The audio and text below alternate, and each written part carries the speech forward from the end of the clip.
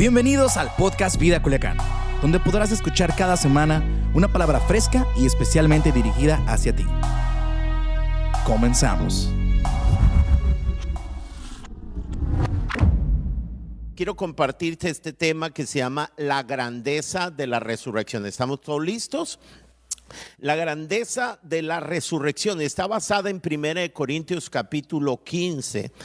Ahora, fíjense bien, para presentar la trascendencia y la grandeza de la resurrección de Jesús, Pablo inicia presentando el escenario oscuro que viviéramos si Jesús no hubiera resucitado.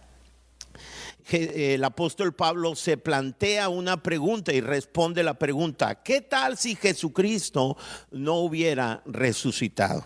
Primera de Corintios capítulo 15 versículo 14 dice: si Cristo no ha resucitado, entonces toda nuestra predicación sería inútil y la fe de ustedes también sería inútil. Y todavía son culpables de sus pecados. Imagínate esto, o sea, el apóstol Pablo está planteándose ese escenario. Obviamente Jesús resucitó, pero dice: si Jesús no hubiera resucitado, nuestra predicación sería inútil, la fe de ustedes sería inútil y todavía son culpables de pecado. En ese caso, todos los que murieron creyendo en Cristo estarían perdidos. Y si nuestra esperanza en Cristo es solo para esta vida, somos los más dignos de lástima de todo el mundo. Es decir, lo que Pablo está diciendo: si Cristo no hubiera resucitado, nuestra fe sería inútil. ¿Qué tan importante es para la fe cristiana la resurrección? Nuestra fe sería inútil. Somos culpables de pecado y estamos bajo condena. Si Cristo no hubiera resucitado, los que murieron creyendo en Cristo seguirían que muertos y destinados a una condenación eterna. Si Jesús no hubiera resucitado, seríamos dignos de lástima, dijo el apóstol Pablo, y no podríamos creer en nada de lo que Jesús dijo.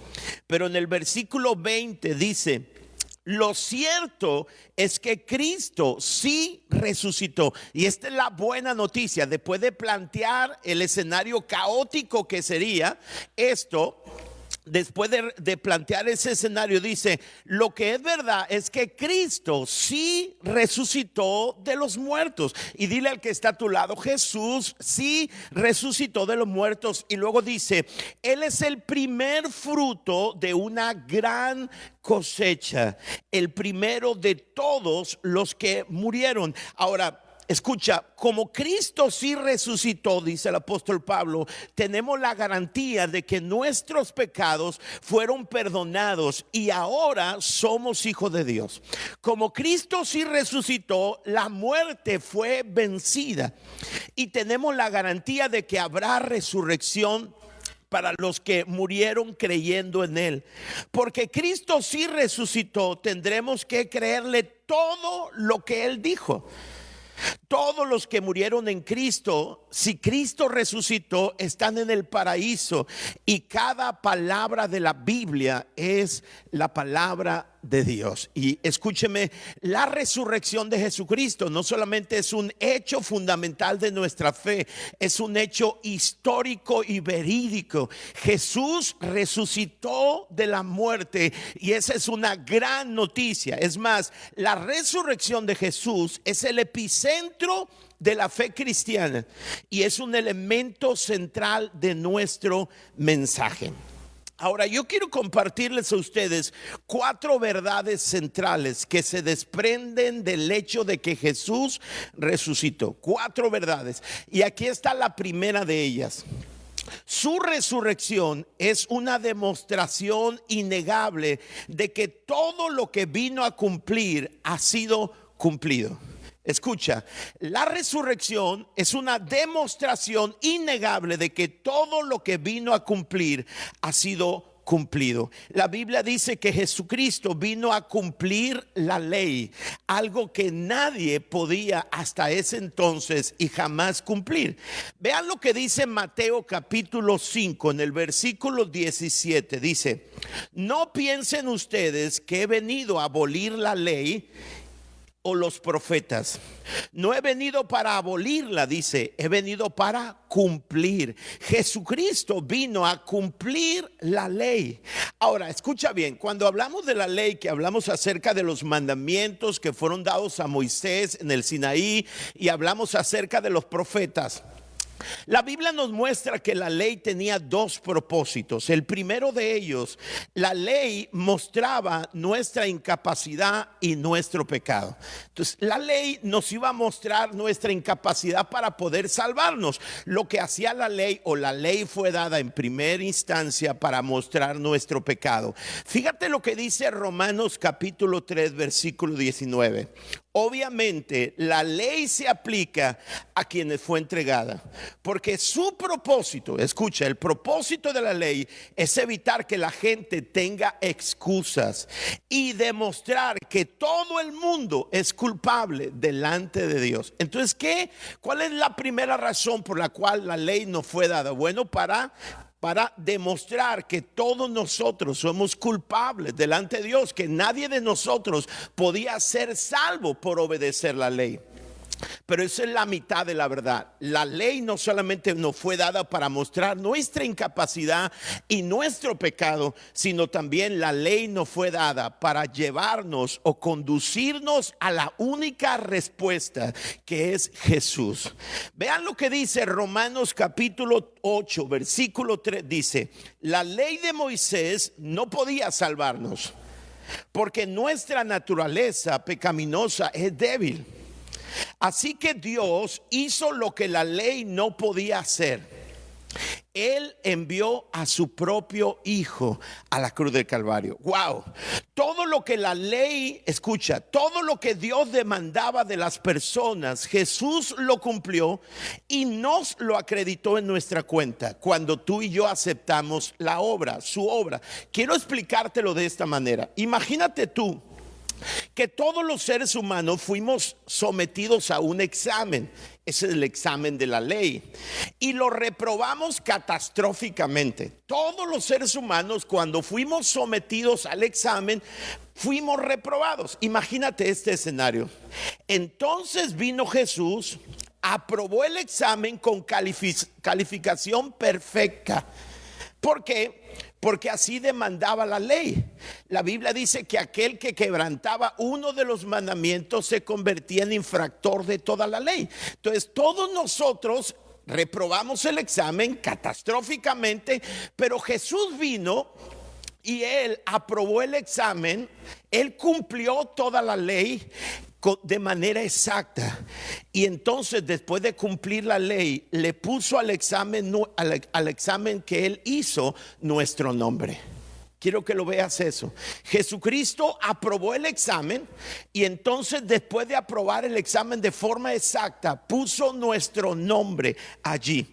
Y cuando tú y yo aceptamos su obra perfecta en la cruz, paulatinamente su naturaleza viene por medio del Espíritu Santo y comienza a transformarnos. Y esa es la buena noticia. Jesucristo cumplió la ley, cumplió la demanda, pasó el examen, y después de aprobar el examen, lo que hizo Jesús fue poner el nombre de cada uno de nosotros en ese examen, y tomó nuestro examen reprobado y fue a la cruz del Calvario, y Él pagó por todos nosotros. Lo primero que Jesús, escucha, hizo, o su resurrección, demuestra que lo que Jesús vino a cumplir ya fue cumplido. Jesucristo cumplió la ley por nosotros, y eso es maravilloso. Ahora, quiero compartirte la verdad número 2 de la resurrección. Su resurrección es la prueba de que lo que Jesús vino a destruir ya fue destruido. Yo quiero que veas lo que dice Hebreos capítulo 2, versículo 14. Lo leo en la traducción del Mensaje. Hebreos 2:14 dice: al abrazar la muerte, es decir, cuando Jesús decidió ir a la cruz, al abrazar la muerte, tomarla en sí, destruyó, subraya esto, el control del diablo sobre la muerte, y liberó a todos los que se encogen de miedo por la vida. con miedo a la muerte. Wow, esto es impresionante. Cuando Jesús fue a la cruz, Él destruyó, dice la Escritura, el control del diablo, el control del pecado, el control del temor sobre nuestras vidas. Fíjate lo que dice Primera de Juan capítulo 3 versículo 8. Pero el Hijo de Dios, refiriéndose a Jesús, vino para destruir todas las obras del diablo. La resurrección de Jesús es la garantía de que lo que Él vino a destruir ya fue destruido. Escúchame, Jesús en la resurrección garantiza que el poder del pecado fue destruido de nuestras vidas, que fue destruido el poder de la muerte, el poder del miedo, el temor. Cualquier adicción que haya en tu vida fue destruida. Cualquier pecado que te avergüenza, que te esclaviza, ya fue destruido por Jesús en la cruz del Calvario. Y tú y yo podemos andar en una vida nueva, porque ya no hay nada que nos esclavice. Jesús destruyó todo lo que el diablo había puesto en nuestra contra, y esa es una buena noticia. Tú y yo podemos vivir una vida nueva. No estamos confinados a seguir cometiendo nuestros errores. No estamos confinados a vivir cometiendo nuestros mismos errores y pecados, adicciones. Jesucristo vino y venció a la muerte, resucitó al tercer día, y es la garantía de que todo lo que Jesús vino a destruir ya fue destruido, y el poder del pecado y de la muerte fue destruido sobre nuestras vidas, y ya no tenemos temor, sino que ahora podemos vivir en una nueva vida. ¿Por qué no le das un aplauso a nuestro Dios ahí en tu casa? Ok, Jesús, su resurrección prueba de que lo que Jesús vino a destruir ya fue destruido. Tercera verdad. La tercera verdad es la siguiente: su resurrección es la prueba de que lo que Él vino a proveer, ya fue provisto. Lo digo de nuevo, su resurrección es la prueba de que lo que Él vino a proveernos ya fue provisto. Fíjate lo que dice Juan capítulo 10 versículo 10. Dice: el ladrón, refiriéndose a Satanás, no viene más que a robar, a matar y destruir. Pero yo he venido, dijo Jesús, para que tengan vida y para que la tengan en abundancia. Jesús vino para proveerte a ti y a mí, a nuestras familias, una vida abundante. Su resurrección es la garantía, es la prueba de que lo que Jesús vino a darnos ya nos fue dado. ¿Y qué vino a darnos? Vino a darnos una vida en abundancia. Ahora, para tratar de describir qué significa de manera práctica una vida abundante, permíteme presentarte lo opuesto de una vida abundante. Y busqué algunos sinónimos de la palabra contraria a abundancia. Unos antónimos serían de la palabra abundancia. Y lo opuesto a una vida abundante sería insignificante, sumisa, con necesidad, patética, devaluada, enferma, sin poder, insatisfecha, decepcionante, desabrida, pobre, débil, improductiva. Esa era nuestra vida, pero Jesucristo vino no para darnos esa vida, vino para quitar esa vida que Satanás nos había dado y a darnos vida abundante. Ahora quiero darte sinónimos de lo que implica la palabra abundancia. Escúchame, Él vino a darte vida abundante, es decir, una vida rebosante, una vida plena, una vida rica, una vida satisfactoria, una vida grata, una vida agradable. Es decir, cuando tú recibes lo que Jesús vino a proveerte, una vida abundante, es una vida agradable, una vida fuerte, una vida poderosa, una vida dominante, influyente, saludable, viva, enérgica, hermosa, bien provista, confortable, placentera, productiva, eficaz, apropiada, atrayente, interesante, cautivante, buena, etcétera, etcétera, etcétera. Esta es la clase de vida que Jesús vino a proveerte. A veces pensamos que cuando entregamos nuestra vida a Jesucristo, nuestra vida ahora es una vida triste, pero no cuando entregamos nuestra vida a Jesucristo. Escúchame, Él vino para darnos una vida abundante, una vida plena, satisfactoria, grata, agradable, enérgica, productiva, eficaz, etcétera, etcétera. Esta es la vida que la resurrección de Jesucristo nos prueba que nos ha sido dada. Jesús murió en la cruz de Calvario para cumplir la ley. El examen de la ley que tú y yo reprobamos, Él vino y lo pasó con exactitud, con perfección, y puso tu nombre. Por eso la Biblia dice que nuestros pecados fueron puestos en Él, sobre Él, y Él fue a la cruz del Calvario, y su justicia fue puesta para nuestras vidas, en nuestras vidas, y ahora hemos sido declarados justos. Jesús cumplió la ley para nosotros, nos llevó al cielo, pero Jesucristo también vino a destruir toda obra del diablo, toda adicción, todo pecado, todo aquello que nos controlaba y no podíamos salir fue destruido. Pero también Jesús, número 3, vino para darnos una vida, y una vida abundante, y esa es la vida que nosotros vivimos en Cristo Jesús. No podemos vivir otra vida. Esa es la vida que Jesucristo compró en la cruz del Calvario y que garantizó en su resurrección. La resurrección es un evento epicentral de la fe cristiana. Y hoy tú y yo celebramos que Jesús resucitó. Ahora quiero que vayas conmigo al Evangelio de Juan, capítulo 20, y veamos la cuarta y última verdad. Su resurrección tiene increíbles beneficios para nuestra vida presente. Es decir, ¿qué beneficio tiene la resurrección de Jesús aquí y ahora?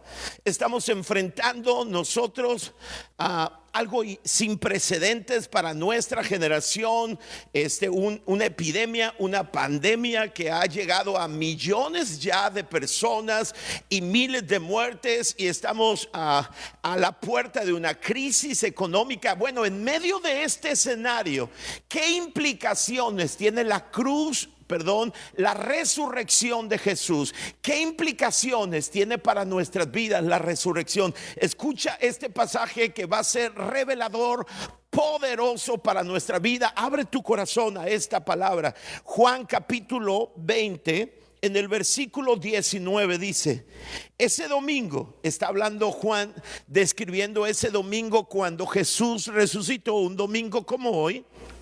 Dice, ese domingo al atardecer, los discípulos estaban reunidos. Fíjate dónde estaban los discípulos. Estaban reunidos con las puertas bien cerradas porque tenían miedo de los líderes judíos. Es decir, después de que Jesús resucitó, Jesucristo anunció y les dijo abiertamente que era necesario que Él muriera para pagar el precio por nosotros, pero que resucitaría al tercer día para garantizarnos una vida abundante, para vencer al pecado, para vencer al que tenía el poder del pecado, a Satanás, y vencer la muerte. Y Jesús les dijo: yo voy a resucitar al tercer día. Bueno, Jesús murió un día viernes aproximadamente a las 3 de la tarde, y el domingo resucitó.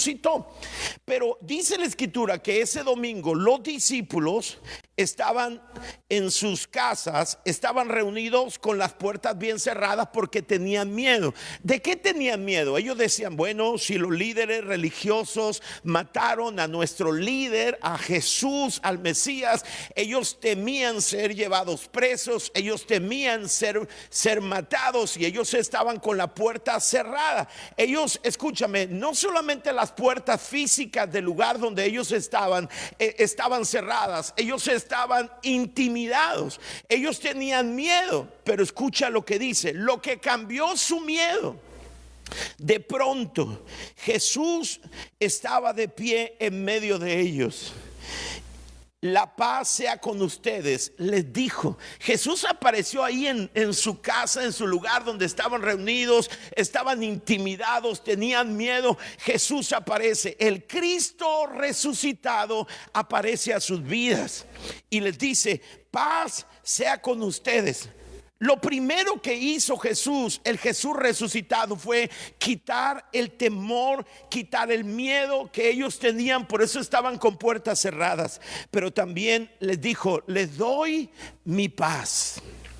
La paz, escucha, no es ausencia de problemas. La paz es vivir confiado porque Jesús está conmigo y Jesús está por mí. La paz no es ausencia de problemas. Si la paz fuese ausencia de problemas, entonces tú y yo no pudiéramos vivir en paz. Pero la paz no es ausencia de problemas. La paz significa vivir confiado, implica vivir confiado porque Jesús está con nosotros y está por nosotros. Jesucristo resucitó al tercer día, ascendió al Padre y envió al Espíritu Santo para que esté con nosotros, y jamás nosotros estaremos solos. Siempre Él está con nosotros. Se cumple la palabra que Jesús dijo: yo estaré con ustedes todos los días hasta el fin del mundo.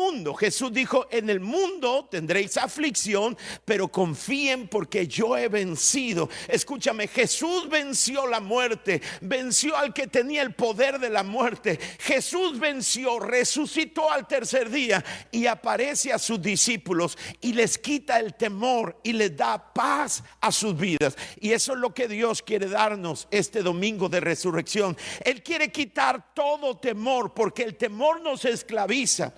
El temor nos hace agacharnos, intimidarnos, cerrar la puerta.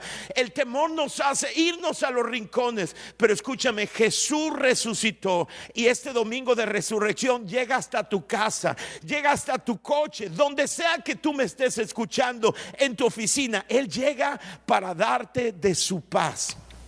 Jesucristo dijo: mi paz os dejo, mi paz os doy, no como el mundo la da. Y Jesús aparece en esa casa cerrada, llena de temor, y quita su temor, quita el temor de ellos y les da de su paz. Pero fíjate lo que dice: mientras hablaba con ellos, les mostró las heridas de sus manos y su costado.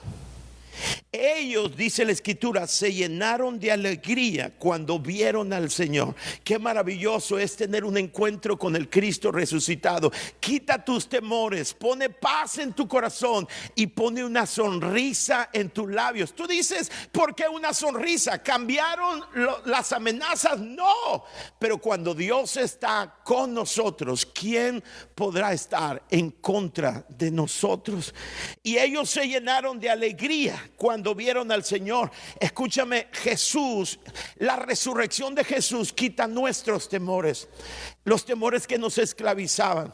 Destruyó todo temor, nos dio paz en nuestro corazón y nos da alegría a nuestro rostro.